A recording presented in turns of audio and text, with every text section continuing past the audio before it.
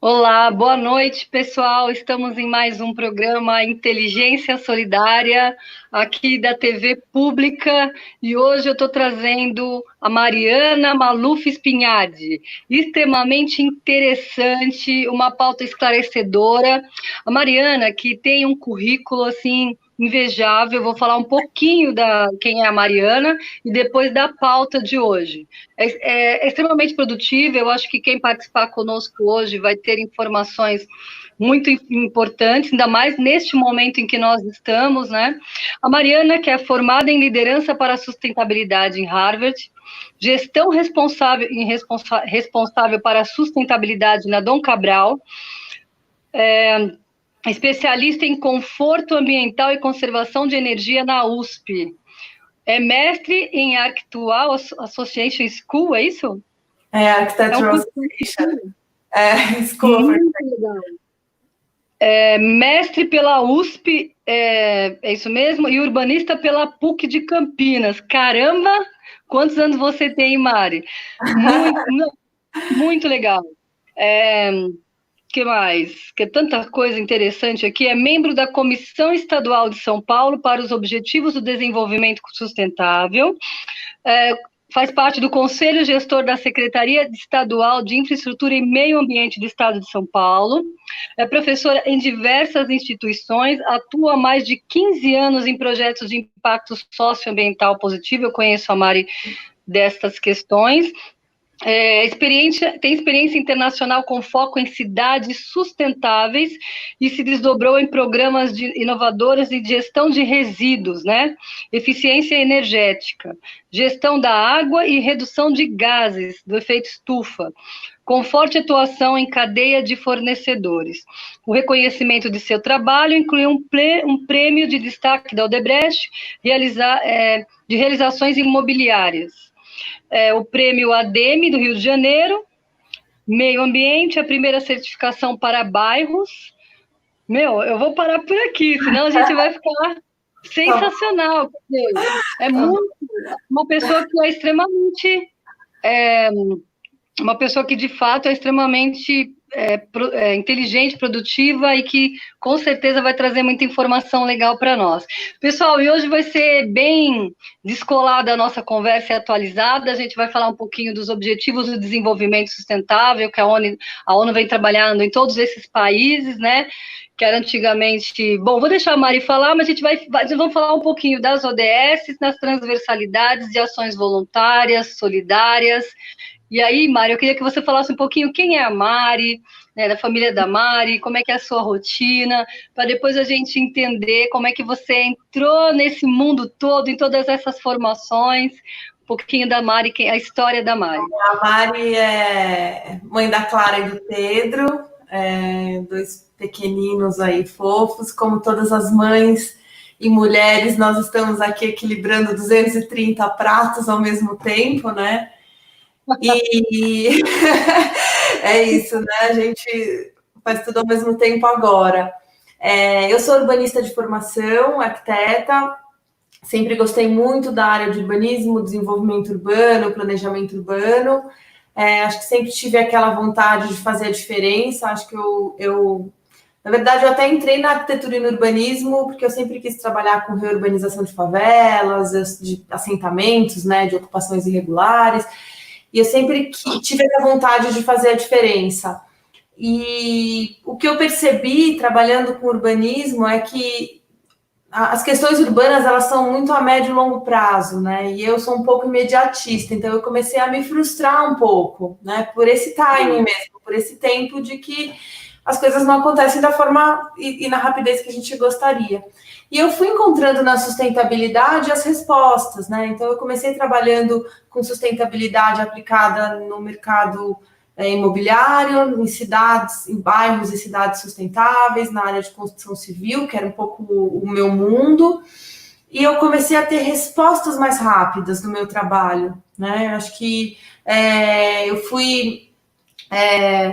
resolvendo um pouco essa minha ansiedade de querer fazer a diferença e querer melhorar o mundo e construir esse mundo que a gente quer viver melhor, né? E teve um período, 2015, quando minha primeira filha nasceu, eu optei por ser mãe por um ano. Acho que foi um momento super importante da minha vida, onde eu coloquei os pratos na mesa e dei uma respirada e falei, bom, para onde eu vou agora, né? E eu senti que sustentabilidade era o que pulsava mais forte em mim, mais do que naquele momento urbanismo, ou arquitetura, eficiência energética, enfim, nas construções.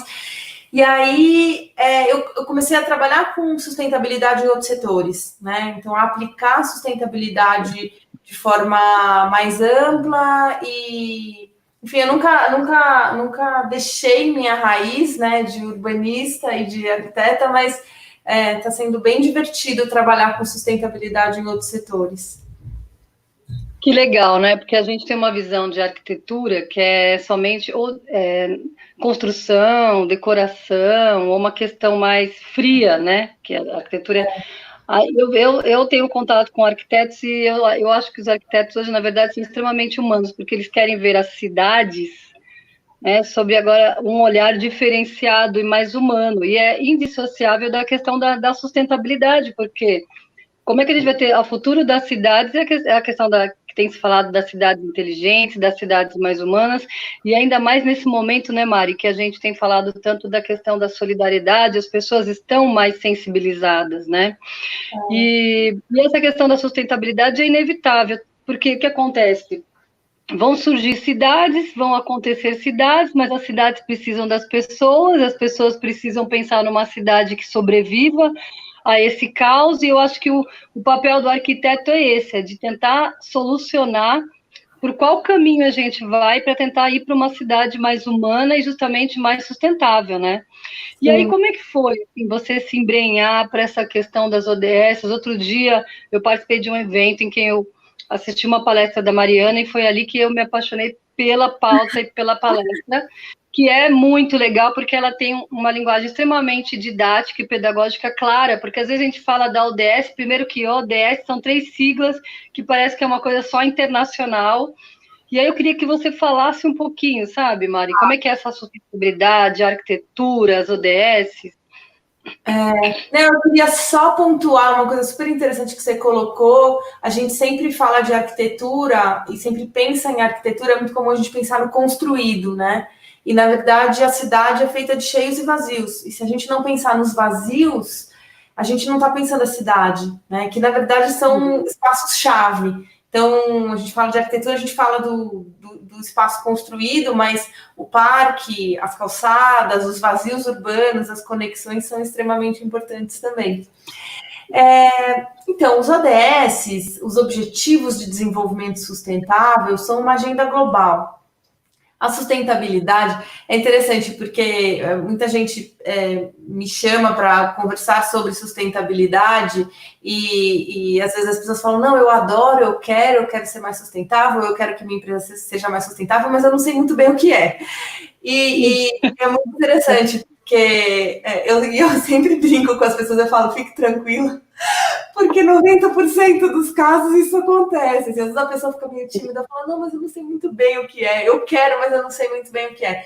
Isso se deve muito em razão da complexidade que é a sustentabilidade, né? Os assuntos que envolvem sustentabilidade são extremamente complexos, interrelacionados, eles acontecem em diversas escalas e eles são difíceis, né?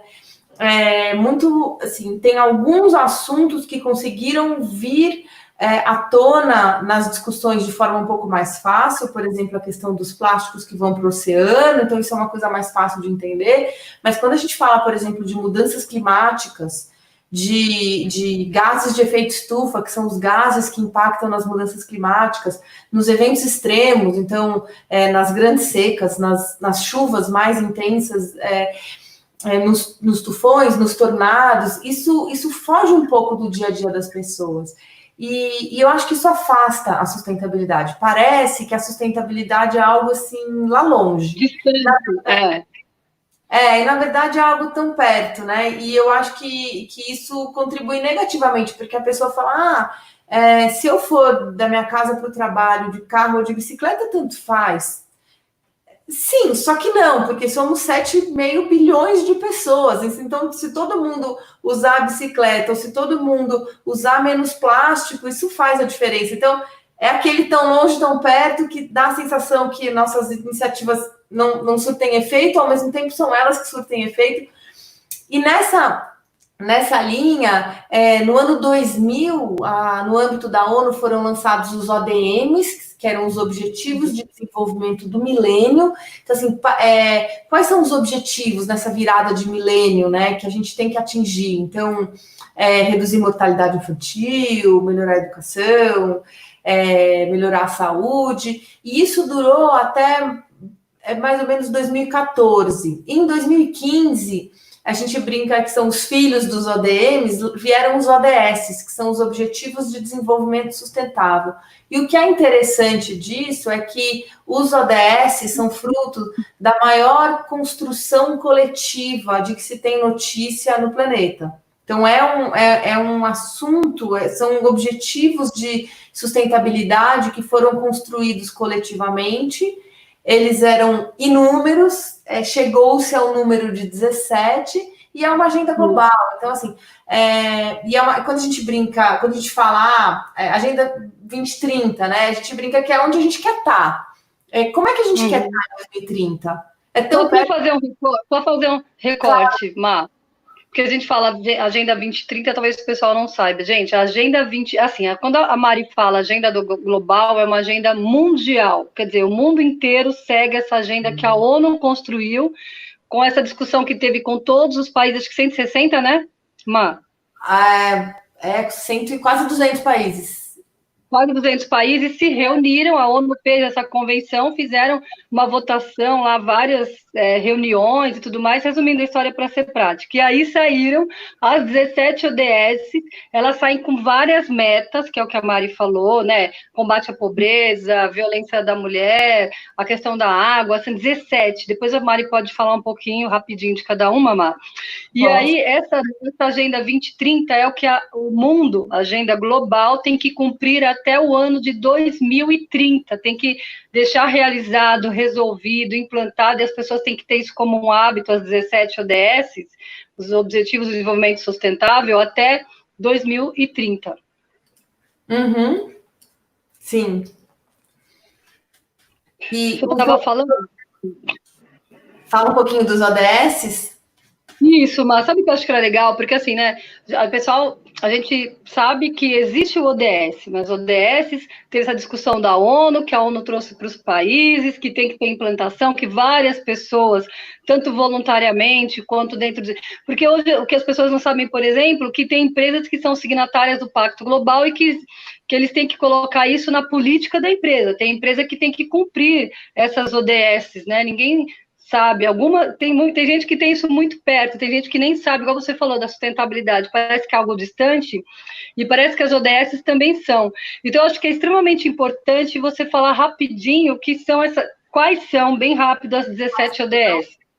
Tá, vamos, só contextualizando, vamos imaginar que os desafios de sustentabilidade são tantos e são tão complexos e tão interrelacionados, que foi feita essa construção coletiva para identificar quais são os prioritários, vamos dizer, né? Quais aqueles que englobam as grandes questões. Então, assim, para a gente ter vamos responder a seguinte pergunta: para a gente viver num mundo mais sustentável, mais justo, o que a gente precisa fazer? Para onde a gente tem que ir? Então, os ODS são um pouco um mapa, uma seta que fala assim, gente, vem por aqui e não deixa ninguém para trás. Porque isso é algo muito forte nos ODS, não deixar ninguém para trás. Então, falando brevemente, a gente tem um ODS de erradicação de pobreza, a gente tem um ODS de saúde e bem-estar, que é o 3. Antes disso, a gente tem o Fome Zero, que é o ODS 2. A gente tem Educação de Qualidade, que é o ODS 4. A gente tem Equidade de Gênero, em português é Igualdade de Gênero, está colocado. Tem o ODS de Água Limpa e Saneamento. ODS 7 de energia limpa, ou seja, diversificar a matriz energética, ODS de desenvolvimento econômico, né, e crescimento, ODS de inovação, redução de desigualdades, a gente tem ODS de cidades e comunidades sustentáveis, que mais? Consumo e produção e consumo sustentável. Vida na água. Da água, são 2 de água, o de água limpa e o dos oceanos, que é a vida embaixo da água, que é o 14, o 13, mudanças climáticas, depois vida sobre a terra, 15, paz, justiça e instituições eficazes, porque a gente entende que sem isso também não adianta a gente avançar em outras agendas, e o 17, que são parcerias. Parcerias das metas. Oi? É isso aí. Eu tô boba como você lembra das 17. E os 17 objetivos são desdobrados em 169 metas. Então, por exemplo, a gente tem que consumo e produção sustentável. Tá? O que a gente tem que fazer? Bom, implementar políticas públicas de compras sustentáveis, por exemplo. Então, tem um beabazinho ali, cada ODS tem um número diferente de metas, mas em torno de 10 cada um. E é importante lembrar que os ODS são uma agenda global, né? Como a gente falou, uma agenda no nível das nações. Então, quem se comprometeu a atingir essa agenda, atingir essas metas e esses objetivos até 2030 foram os países, foram as nações. Mas a gente sabe que isso precisa permear tudo e todos. Então, a gente tem a gente tem, por exemplo, como a Érica citou, o Pacto Global, que busca motivar e incentivar as empresas em prol dessa agenda. Inicialmente, o Pacto Global trabalhava com os 10 princípios de direitos humanos, e agora ele está trabalhando também com os 10 princípios, mas de forma bem intensa com os ODS, ajudando as empresas a mobilizar as empresas, os colaboradores em prol dessa agenda. A gente vê, né, Érica, inúmeras iniciativas de sociedade civil, de poder público, de empresas, enfim, está todo mundo na mesma direção, seguindo essa agenda, né?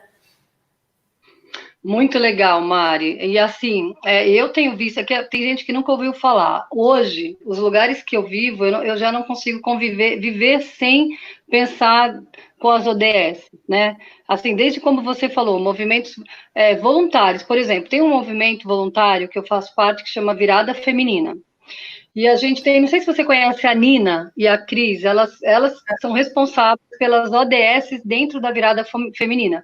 E aí são vários GTs. Aí tem o GT, por exemplo, o meu, que é o GT que eu coordeno, que é o GT de educação, aí tem o GT de violência contra a mulher, tem o GT de empreendedorismo, e todos eles são ligados à ODS que diz respeito a este assunto, né?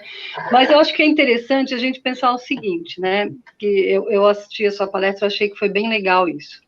Aquele conceito de que a gente não consegue desassociar o mundo dessa questão, e as pessoas, eu acho que a gente ouve muito, né, falar assim, os pais falarem, né, a gente tem que deixar um mundo melhor para os meus filhos, né, e eu acho que, eu ouvi outro dia uma especialista futurista chamada Solange falar que a gente tem que deixar um filho melhor para o mundo, né, porque a gente fica nesse conceito do mundo melhor, mas quem é protagonista do mundo são as pessoas, igual você falou da arquitetura, dos espaços abertos e espaços fechados. Tem os protagonistas que tomam conta da cidade, que tomam conta da sustentabilidade. Parece que as pessoas ficam esperando do outro, igual você falou, se eu jogar um papelzinho no chão não vai fazer diferença, mas, gente, se todo mundo jogar um papel no chão, e quando você começa a fazer isso, que as ODS têm esse papel, parece que te incomoda, né? Jogar um papel no chão, quando você começa a ter uma consciência, e aí eu queria que você falasse nesse sentido, porque eu lembro que a palestra que você falou tinha esse sentido, sabe? Que era muito legal. Eu acho que é interessante porque a sustentabilidade, ela inevitavelmente envolve mudança de hábito e mudança do status quo. Porque o que acontece? Hoje, a gente consome o equivalente, anualmente, o equivalente a 3 planetas. Eu não estou falando nem de nações como Estados Unidos, que consomem mais de 5 planetas por pessoa, assim. Ou seja, a gente tem 5 planetas Terra. Se todas as pessoas do planeta consumissem como os americanos e gerassem a quantidade de lixo que eles geram, a gente precisaria de 5 planetas para suprir. Nossa, é um monte de monstrinho assim comendo a terra. A gente não tem 5 planetas, né? E a gente não tem Marte, não tem outro. Mas peraí, e onde está esse planeta que se come, tipo, o que sobra para nós? Esse é exatamente o ponto. A gente chegou num ponto de inflexão que a gente está acabando com os recursos naturais de uma maneira que eles não conseguem se regenerar. Então, em outras palavras, pode comer peixe? Pode. Pode cortar madeira para fazer um móvel? Pode. O que você não pode é consumir numa velocidade que deixe a natureza de forma incapacitada de se regenerar, né? Então, vamos consumir madeira de forma natural, de forma responsável, sustentável, de forma que a floresta consiga se regenerar, né? O que está acontecendo é que a gente está consumindo 3 planetas e não um. A gente está consumindo 3 vezes a capacidade do planeta de se regenerar. Ou seja, a conta não fecha. E aí, quando a gente vê a previsão do número de habitantes no planeta Terra, que também cresce de forma assustadora e exponencial, e a gente vê que a forma de consumo está cada vez com impacto ambiental maior, a conta não fecha vezes 3, né? Assim, a conta não fecha definitivamente. Então, a gente está num momento de mudança. Agora, mudar é desconfortável, né? Mudar requer novos hábitos, mudar requer um tempo a mais para coisas corriqueiras. Então, é muito mais fácil você enfiar as coisas no saquinho plástico e seguir para casa. Você lembrar que pode ser que você passe na frente do supermercado e tenha que comprar aquele leite que está faltando, e por isso você vai pôr a sacolinha reutilizável dentro da bolsa. Requer tempo e atenção, e da forma como a gente vive hoje, com inúmeras atribuições, né? Mulheres como mães, assim, isso é ainda mais intenso. Isso requer uma mudança, né? Então, e nem sempre é fácil. Por isso que é muito mais confortável a gente apontar o dedo, né? E falar, o governo tem que fazer isso, ou a empresa tem que fazer isso, sem que a gente mude nossos próprios hábitos. Você trouxe uma reflexão muito importante, né? Agora eu fico pensando, né? É seríssimo, é muito sério a gente ter 3 planetas, ou seja, não dá tempo nem de você pensar para respirar, não dá tempo de se regenerar. E se desse tempo para se regenerar, tem que se regenerar no mínimo 3 vezes. Quer dizer, a gente está cavando o próprio buraco e aquela história. Você está na beira da praia, morrendo morrendo afogado, e você não consegue chegar para poder respirar. E as pessoas não têm essa consciência, né? Não tem. Tem uma data que ela vai mudando ao longo dos anos, que chama Dia da Sobrecarga na Terra, que é o dia em que os recursos naturais destinados para um ano de vida das pessoas na Terra, né, dos animais, enfim, da vida na Terra, ele acaba. Depois dali, a gente está no cheque especial até 31 de dezembro. Esse dia começou o cálculo na década de 60, 70, em dezembro, claro. E ele veio andando, ele estava, há 2 anos atrás, ele estava em agosto, dia 8 de agosto, agora ele entrou em julho. Ou seja, de agosto a dezembro, a gente teria que não consumir nada, o que é inviável, né? Então, a gente já está... a gente já está consumindo muito mais do que a gente tem disponível. E aí entra naquele conceito inicial e super importante de desenvolvimento sustentável, que é garantir os recursos naturais para as próximas gerações. A gente só consegue garantir os recursos naturais e o planeta para as próximas gerações se a gente consumir dentro do limite. Ninguém está falando para a gente não consumir nada, né? Não é zerar, é consumir dentro do limite. E aí, quando você vê adolescentes como a Greta gritando literalmente que ela está sendo injustiçada porque a nossa geração, a geração acima dela, está consumindo os recursos do planeta de forma que o impacto é irreversível para a geração dela, ela, sem entrar em juízo de valor se está certo ou errado, mas ela está reivindicando um certo direito dela, né? Na verdade, ela está reivindicando o direito que também não é só dela, né? Que ela está reivindicando o direito de sobrevivência do mundo, né? E as pessoas não se dão conta. Agora, assim, extremamente preocupante, né, o Mari? A gente, de repente, teve essa parada agora justamente para as pessoas refletirem e pensarem, pô, o que eu vou fazer, né? Porque a água está para se esgotar e não deu tempo de regenerar. O ar está extremamente poluído. A alimentação que a gente tem também é muito agrotóxica, ou seja, a terra está totalmente, o planeta da Terra está todo contaminado, né? E aí é toda uma situação de, sabe, efeito estufa, que agora até deu uma amenizada porque as pessoas não estão saindo de carro, mas é uma mudança de conceito muito grande. E aí eu queria pensar contigo, será que nesse novo humano que tem se falando, nesse novo retorno, esse novo cenário, sabe, esse novo mundo, essa transformação, as pessoas não conseguem ter essa consciência? Você tem percebido aí nesse seu cenário que você também anda, né? Se tem comentado alguma coisa, porque vai ter, ou a gente faz, ou a gente faz, é reversível, né? É irreversível. Eu entendo que a crise climática, a crise ambiental, ela tende a ser ainda mais intensa e impactante do que o Covid. Porque são efeitos irreversíveis e você não vai poder estar protegido dentro de casa, né? Como é o caso agora. Mas ela é tão complexa e tão difícil que é difícil a gente entender e trazer para a nossa realidade. Eu vejo muito o discurso ambiental de bocas que eu não via antes durante essa pandemia, assim, porque as pessoas estão sendo obrigadas a repensar a forma que elas vivem. Mesmo atividades que as pessoas eram resistentes a fazer de forma online estão sendo obrigadas a testar esses modelos, né? Seja aula, seja reunião. Então, essa mudança de comportamento que é tão difícil da gente fazer como ser humano, a gente está sendo obrigado a testar, a fazer. Se a gente conseguir aprender e viver pós-pandemia de uma forma menos intensa em termos de consumo de recursos naturais, vai ser ótimo, porque a gente vai se preparar, antever uma crise que poderia ser maior. Né?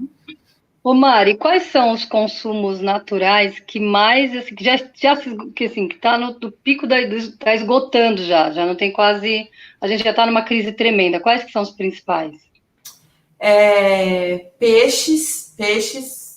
A gente, nossa, essa é uma pergunta desafiadora, porque é tanta coisa, a gente vê a acidificação dos oceanos, os corais secando, o consumo de peixe já acabou com 3/4.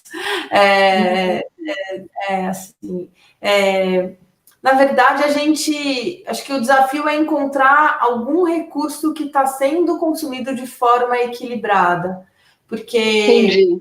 madeira tem muitas formas de se extrair madeira da floresta de forma equilibrada, mas não é o que acontece. E de reaproveitar, a madeira, ou então, sabe, as pessoas conscientizarem, se eu tirei essa cota, eu já tenho que plantar essa cota, né, sei lá, para poder tornar sustentável, né? É bem desafiador, porque acho que a gente está tão desequilibrado em tantos aspectos, né? De consumo de água, de consumo de energia. A gente, especialmente no Brasil, a gente não se preocupa tanto, né? A água e a energia, às vezes, não pesam tanto no orçamento final. Então é uma preocupação, porque quando é uma preocupação econômica, as pessoas se policiam até um pouco mais do que se é apenas uma preocupação ambiental, né?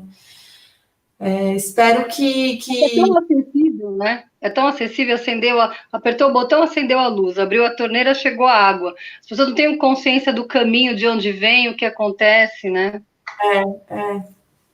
Então, espero que esse momento sirva também de reflexão, né? Para esses novos modelos de vida. A gente tem aqui, Mari, a participação de algumas pessoas que estão conosco e eles mandaram algumas perguntas, né? Então eu vou ver aqui um apanhado, vou mandar uma de cada vez. O Alexandre César, ele perguntou: na área de arquitetura, existe algum projeto que você conhece com voluntariado, alguma ação? Tem um projeto lindo que chama Escola Sem Muro, que é uma nova forma de ver arquitetura como processo, é super interessante. Eu posso passar o contato. Legal. Onde fica, Mari? Eles vão aos locais e eles constroem junto com a comunidade. Então, Nossa, muito legal, muito legal. tem bastante coisa. Escola sem muros. Aí eles vão lá e reformam a escola, só que num conceito ambiental e sustentável, é isso? E constroem. Tem várias Muito perguntas, legal. né? Uma pergunta do Vitor aí falando assim: é verdade que a sacolinha plástica é a grande vilã da sustentabilidade? Olha, eu não diria que a sacolinha plástica é a grande vilã, porque eu acho que a sacolinha plástica, como o canudinho, é algo que está na pauta. Então, a gente tem plásticos. Assim, o grande desafio de sustentabilidade é a complexidade dos conceitos. Então, quando a gente fala que a gente recicla plástico, a gente não recicla 100% dos plásticos. A gente tem plásticos de fácil reciclabilidade e plásticos de difícil reciclabilidade. Então, as coisas, às vezes a gente tem a impressão de que só porque o material é reciclável, tudo bem a gente sair usando, né? A gente não consegue reciclar plástico filme, por exemplo, a não ser com tecnologias que já existem hoje em empresas específicas, tecnologias específicas. Essas sacolinhas do mercado, essas que a gente, desses mercados aí, elas são recicláveis, não? Então, depende das sacolinhas que estão usando agora, né? Que tem vários tipos. Mas eu acho que a questão está um pouco mais embaixo disso. As pessoas pegam a sacolinha do supermercado para usar como lixo em casa. Porque elas entendem que elas produzem bastante lixo em casa, que aquela sacolinha é útil, porque se ela não usar sacolinha, ela vai lá ter que comprar uma sacola plástica de lixo. Acontece que menos de 20% do nosso resíduo não é reciclado. Então, eu acho que a questão é: será que a gente consegue ter um cuidado com o nosso lixo em casa, com o nosso resíduo em casa, para separar corretamente, e ao invés de precisar de 10 sacolinhas plásticas, precisar de uma, e aí, eventualmente, usar uma ou comprar uma, que seja, porque também não adianta a gente não usar sacola plástica e gerar o lixo todo misturado em casa e precisar comprar sacola plástica para pôr o lixo. Então, as Perfeito, questões né? não são tão 2 mais 2 são 4, assim. Eu acho que o grande Sim, vilão, eu não diria que o grande vilão é a sacolinha plástica, o grande vilão é a falta de conscientização das pessoas e até de conhecimento para saber como é, reciclar, o que é. reciclar, Não, o que a gente agrega, ô Mari, a gente agrega a culpa, né? A sacolinha vai lá sozinha e ela polui sozinha, né? Quem usa sacola? É por isso que a gente fala dessa inversão, né? De falar, pô, espera um pouquinho, né? A culpa é minha, sou eu que tenho que fazer a coleta seletiva na minha casa. Como é que eu vou? Às vezes a pessoa tem uma sacolinha, coloca 3 garrafas, não sei o que, tudo junto, a sacola ainda tem espaço, aí amarra, a sacola vai meia, né? A gente tem que pensar em todos esses detalhes, como você falou, é bem complexo, né? Tem uma, é tem uma desafiador. pergunta. É desafiador, mas eu acho que é uma mudança de cada um mesmo, sabe? De ter essa satisfação de falar, olha, eu colaboro pouquinho, mas eu colaboro na minha casa, mas eu gero o meu impacto, e aí as outras pessoas, né? Cada um, pelo menos se cada um começar a se responsabilizar, vira uma cadeia aí. Tem uma pergunta da Ana Laura. E deixa eu só pontuar, acho que é importante a gente fazer o melhor possível. A gente não vai, às vezes, resolver uma questão. Então, você vai levar a sacola reutilizável no supermercado uma, duas, três, 4 vezes. Aí um dia você vai esquecer e vai pegar a sacolinha plástica. Depois você vai lembrar de novo. Então, assim, a gente também tem que ter um pouco de flexibilidade com a gente, porque, claro, sempre tentar fazer o melhor possível, mas ter certa flexibilidade de que um dia você vai esquecer, outro dia, né? E tudo bem, e vamos embora, e não vamos desistir, né? Vamos Ah, lá. isso é legal. Das duas, uma, ou a pessoa fica neurótica, fica com toque, ou a pessoa fez, eu fiz uma vez, não vou continuar mais. Acho que é muito legal essa história de não desistir e de fazer o possível. Isso é porque fazer o possível já é possível, né? Tentar fazer o possível. E tentar Tem uma influenciar as pessoas. Vamos lá, tem mais pergunta aqui, né? Senão a gente... Mari, tem uma pergunta aqui da Ana Laura falando: reduzir e reaproveitar é tudo que se pode fazer para economizar água? Reduzir e reaproveitar.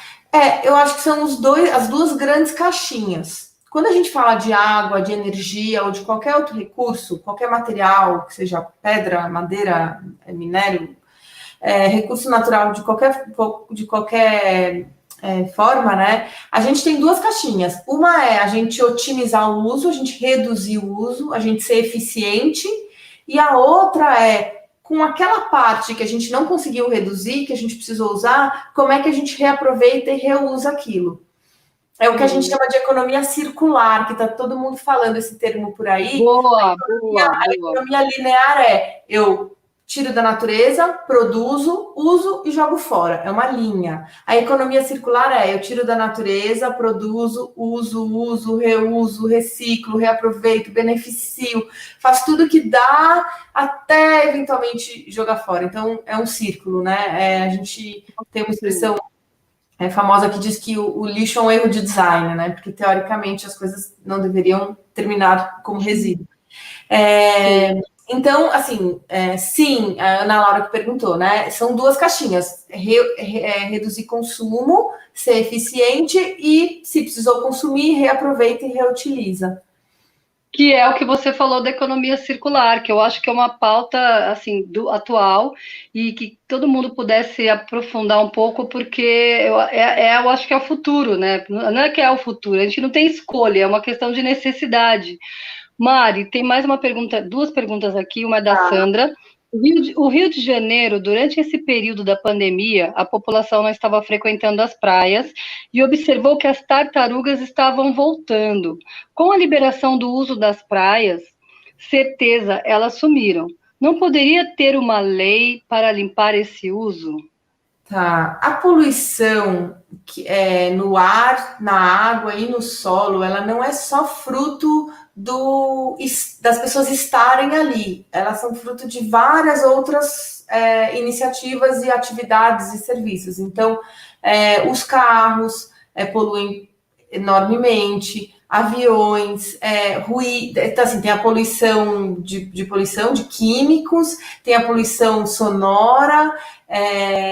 Então, assim, é um conjunto de fatores. Eu não diria que é só a questão das pessoas estarem ali ou não, né? Mas com certeza foi esse momento de pandemia em que as atividades foram reduzidas enormemente, que a natureza teve um respiro. Isso aconteceu no Rio, isso aconteceu em Veneza, isso aconteceu no mundo todo, né? Na Índia tinha uma vista do Himalaia que não era que estava impossibilitada de ser vista por conta da poluição por mais de 30 anos, né? E as pessoas conseguiram ver a montanha quando a poluição baixou por conta das quarentenas, lockdowns. Então, acho que é fruto disso tudo. Uma lei para limitar esse uso, eu não sei se é possível, porque a gente tem o direito de ter livre acesso, o direito de ir e vir, né? Eu acho que seria mais no sentido do que a gente estava conversando, das pessoas se conscientizarem e tentarem ter um impacto um pouco menos negativo. Mari, a gente tem aqui mais 5 minutos só. É uma pena, tem duas perguntas aqui que dá para passar bem rápido. Olha, pergunta como as empresas podem contribuir e vem contribuindo com a sustentabilidade, e a outra é como é que essa mesma contribuição, mas que dentro das comunidades, com sustentabilidade e reciclagem. Tá, vamos lá. Como as empresas podem contribuir? De inúmeras formas, assim. O que eu sinto é que quando eu trabalho com empresas maiores, a gente trabalha muito com o que a gente chama de sustentabilidade corporativa, com mudança de cultura dos colaboradores, porque as empresas maiores têm uma dificuldade um pouco maior de ajustar o leme do barco, né? Porque é um conjunto maior de pessoas, de atividades já estabelecidas. Mas é possível, sim, tem muita coisa acontecendo em diversos setores, mas o que eu vejo que está acelerando muito esse processo são as empresas que estão sendo lançadas, as startups que a gente chama, as pequenas empresas, as novas empresas, porque muitas delas já nascem com propósito de sustentabilidade, já nascem com DNA de sustentabilidade. Então, isso tende a acelerar. Muitas delas são incubadas até por empresas maiores. Nossa, tem tanta coisa acontecendo, acho que eu tenho até dificuldade de citar exemplos. Contribuindo. A gente tem inúmeros, a Maria Marta. Se você der uma dica aí de algum setor, eu te digo algumas empresas, porque tem tanta coisa bacana acontecendo, empresas liderando esse movimento. Projeto piloto numa comunidade que viva de maneira sustentável. Existem algumas ecovilas, né, e algumas comunidades sustentáveis que se autogerem, né, que se autogerenciam. Tem algumas no Brasil, tem várias, na verdade. Eu posso depois até... tem um site que mapeia as ecovilas do mundo, inúmeras ecovilas. Só um detalhe, pessoal. Ecovilas são vilas sustentáveis que tem todo um conceito, né, Mari, de energia limpa, de água e tal, porque o pessoal e essas pessoas normalmente têm esse hábito mesmo de se cuidado, né? Legal. E aí é aquilo que está tudo ligado. Então, assim, numa ecovila tem bastante reciclagem, não tanto, porque as pessoas não compram produtos industrializados na mesma quantidade que a gente compra na cidade. Então, a gente tem que, talvez, aprender a olhar a raiz das questões, né? Então, a questão não é só a sacolinha plástica, ou a lata, ou o vidro. Será que eu consigo comprar mais alimentos em feira do que no supermercado? Alimentos menos processados, que vão me dar mais saúde, menor impacto ambiental, alimentos menos embalados, né? Então a questão é um pouco mais profunda, né? Assim, a gente... o pessoal, a gente desacelerou um pouquinho, né, Mari? Mas essa questão dos alimentos industrializados, ele tem um impacto tão negativo com o corpo da gente, que se as pessoas tivessem noção disso, elas não comeriam mais. Eu vou dar um exemplo a gente, pelo que eu tenho acompanhado, o Brasil, ele é o 5º lugar, ou ele consome, acho que mais de 6 litros de agrotóxico por mês, cada pessoa, né? E isso daí já é comprovado que vem causando doenças celíacas, diabetes, intolerância à lactose, e tudo também ligado à questão da sustentabilidade, porque as pessoas consome, industrializa, a pessoa se mata o meio ambiente, quer dizer, a economia circular, zero, e a gente ainda fica achando, porque essa parada, de verdade, ela trouxe a gente por um momento de reflexão, de falar, a vida tem valor, né? Eu não tenho que cuidar só de mim, eu tenho que cuidar das pessoas que eu amo. E aí, quando você fala dessa questão de, é uma mudança de hábito mesmo, a culpa não é do saquinho, né? O saquinho é o grande vilão. E a gente fala e nem percebe, é tão sutil, é tão complexo como você falou. Exatamente. O que mais? Mais uma pergunta aqui. Qual o papel das empresas na construção de uma sociedade melhor? É fundamental, assim, não dá para a gente pensar numa sociedade mais justa, mais equilibrada, se as empresas não tiverem orientadas para as questões de sustentabilidade, questões sociais, questões ambientais. As empresas são a grande força motriz, né? Empresas, pequenos serviços, pequenos negócios. Então, é muito importante que elas estejam alinhadas à sustentabilidade. Até porque nós temos o que a gente brinca que são os convertidos. A gente tem as pessoas que são sensíveis à sustentabilidade. E temos as pessoas que não são. Então, à medida que as empresas oferecerem produtos que já são ambientalmente mais interessantes, né, com menor impacto ambiental, a gente faz com que os convertidos e os não convertidos tenham menor impacto ambiental ao consumir. Então, é fundamental o papel das empresas. Sim, é engraçado. Por que as pessoas elas optam Porque é mais fácil, é isso? Pelo industrializado porque é mais fácil, pelo consumo que esgota porque é mais fácil. Por que as pessoas partem para usar os saquinhos? Por que essa falta de consciência? Existe algum estudo que fala para isso? Ou é porque o próprio sistema vai pressionando as pessoas para essa situação?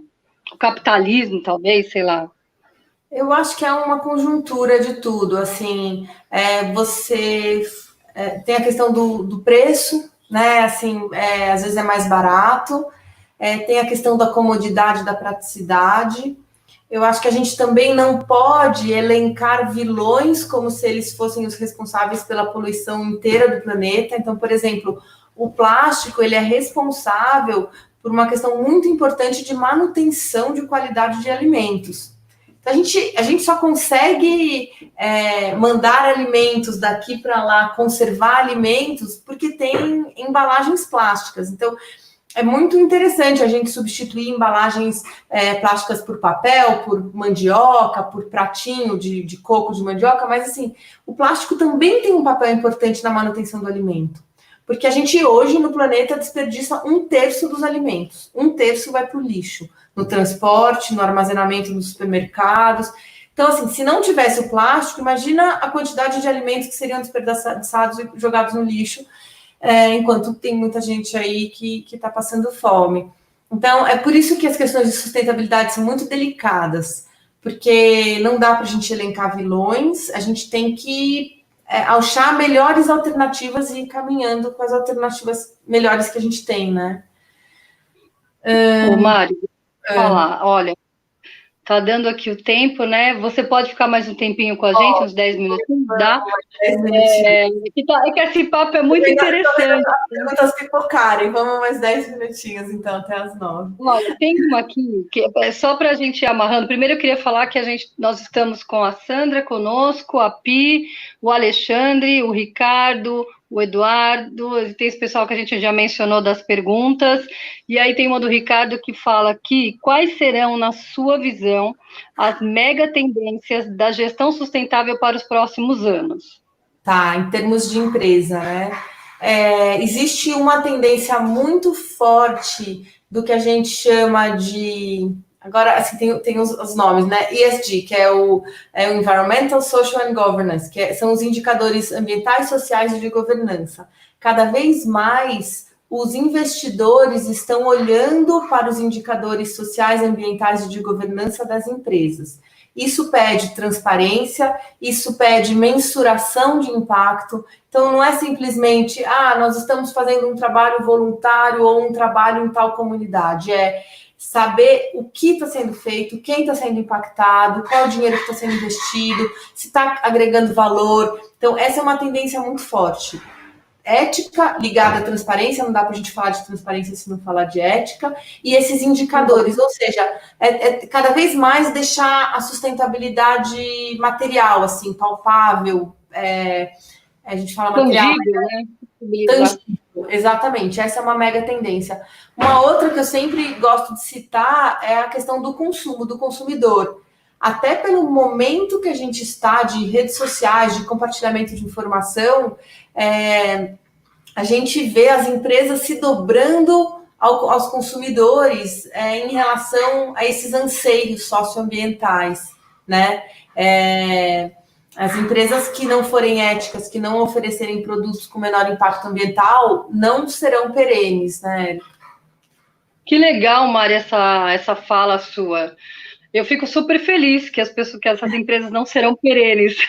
Mas a gente trouxe de uma pessoa aqui para um programa nosso, e depois eu vou trazer uma futurista que eu já convidei, estou esperando ela confirmar, que essas empresas são as que vão essa é a tendência mundial, que nem ele falou, quais são as mega tendências. Ou seja, a sociedade civil também já está acordando e já está cobrando que as empresas tenham essa visão mais sustentável, porque é aquela história, né? Vou até usar um termo aqui meio que o pessoal sempre fala popular, mas a água bate na bunda, no bom sentido, no mau sentido, e as pessoas começam a se incomodar. Eu acho que essa é a questão nevrálgica nossa, que a gente erra. A gente espera o problema chegar para poder se sensibilizar e se conscientizar. A consciência não vem antes. E aí eu acho que é essa mudança agora, desse novo momento, é que talvez acorde essas pessoas para essa mudança. Tem uma última pergunta aqui, pessoal, que a Mari vai responder, e depois a gente faz um fechamento aqui. O Eduardo pergunta: existe alguma lei de responsabilidade social para as empresas? Como funciona isso? Olha, você quer responder essa, Érica? Posso falar? Não é, Não, que eu minha área de maior entendimento. Não, que eu saiba, não tem uma lei de responsabilidade social. Existem programas, existem áreas, existem políticas institucionais de responsabilidade social, certificação, ISO 9000, que é voltado para a responsabilidade social, premiação, para o voluntariado, ações solidárias, tem a legislação. Então, não tem uma lei de responsabilidade social, não existe. Mas existem essas legislações, que nem a legislação do voluntariado, que é 9.608.